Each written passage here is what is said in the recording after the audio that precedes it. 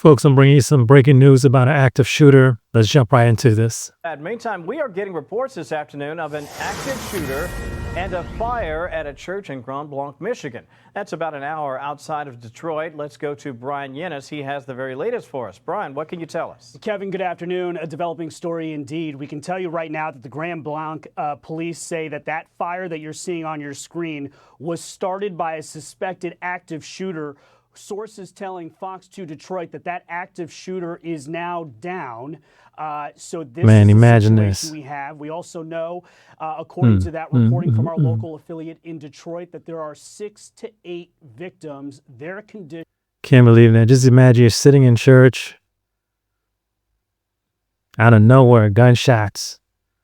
And the whole place is on fire. That's not a nightmare. That's what just went down in Michigan. Oh man, this is, I hope everybody's okay. I really do. Currently unknown at this hour, an active shooter shooting the Church of Latter-day Saints, the Mormon Church in Grand Blanc Township. This is about 60 minutes northwest of Detroit, about 10 miles south of Flint, Michigan. We have seen some folks, victims being taken out by stretcher. There has been a full-blown response to this church. We don't know how this fire was started, but sources tell our Fox 2 Detroit that fire was started by the suspected shooter. This all started shortly after 11 a.m. local time. We expect a press conference at about 12:45, 1 o'clock Eastern, with the latest from the police. But this is, unfortunately, this was... Yeah, you can see people out there being taken out in stretchers. You know, it's crazy. It's ridiculous. A church that they had people there worshiping inside. This church is open 10 a.m. to 1 p.m. today. When this shooter opened fire sometime after 11 a.m., striking from reportedly 6 to 8 people in that church. Their condition unknown. You can see the shot here. This is, we don't control this camera, but this is a local affiliate there. You can see the fire trucks working there. There are police officers there. Like I said, that smoke from the church is billowing a lot less than it was even just 15, 20 minutes ago. So you can understand the situation here, Kevin, where they are working on taking, putting out a fire at the same time. And the crazy thing is, the timing couldn't have been worse, because they were just mourning an elder in the church that, you know, passed away. He was 101 years old.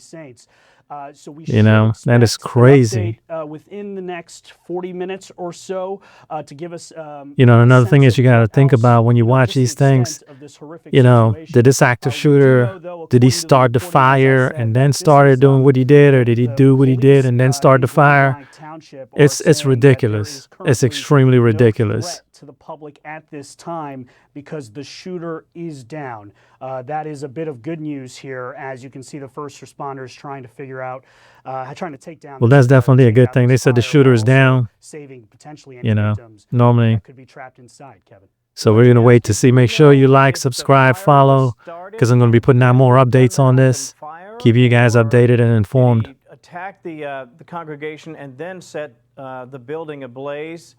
Do we have any of that information? By the way, I should point this out. This is all happening on a day that the LDS Church announced with sorrow that Russell M. Nelson, the beloved president of the Church of Jesus Christ of Latter-day Saints, had died. He was 101, the oldest president in the history of the church. So it was a solemn day for mourners. I just wanted to point that out as well. Brian, back to you. What else can you tell us? Yeah, it's a good point. Sources telling our local affiliate there in Detroit that the suspected shooter may have started the church fire. In terms of what came first, it is simply too soon to tell. What we do know, again, is that this was a shooting that was reported shortly after 11 a.m. You can see neighbors there looking, worryingly looking. Like, what possesses people to do something like that? You know, you're in church, you know, you're trying to get right with God, you're doing this, and then somebody just comes in and does this. Like, what type of people do we have living here with us? It's just... there. And so there are 6 to 8 victims. We don't know the extent of their injuries. We know that the active shooter is no longer was shot. We don't know if that shooter was killed. All we know is that that shooter is down. So these are all the things you can see. Our satellite view there, Google Maps, gives you an idea of the size of this church. That's a big church. We don't know how big this fire was, just based on the images that we could see. I mean, it was very thick black smoke.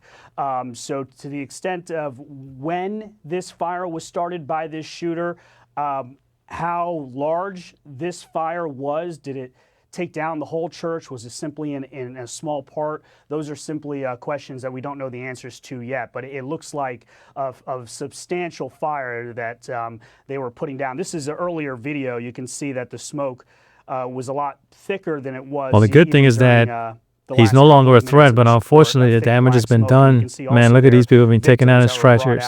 On the stretcher, as others seemingly, even the elderly, coming out of that church. Just a horrific scene this morning, Kevin, in Grand Blanc, Michigan, as we wait to get more. Folks, make sure you subscribe so you can be updated. As soon as I find out more, I'll be posting it on here. Until then, my thoughts and prayers are with the victims. And for all you out there, enjoy your Sunday and be safe.